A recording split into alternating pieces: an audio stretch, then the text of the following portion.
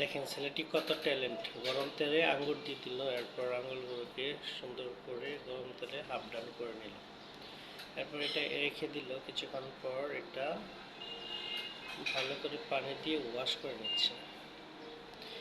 তারা সেভাবে না ভাই কেরা হবে, এটা দেখেন ছোট থেকে ট্রেনিং নিচ্ছে। এরপর এগুলো একটা বাস্কেটে রেখে দিল। এটা আমার মনে হয় পিকিল তৈরি করবে।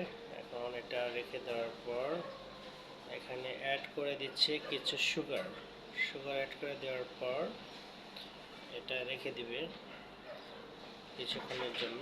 দেন এখানে একটা সস তৈরি করে দিচ্ছে, soya sauce, garlic, chilli sauce ও চিকেন ফ্রাই।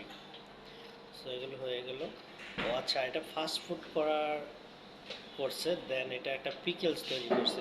চাইলে কিন্তু এরকম পিকেলস আপনিও তৈরি করতে পারেন, একদম হেলথলি এবং ফ্রেশ।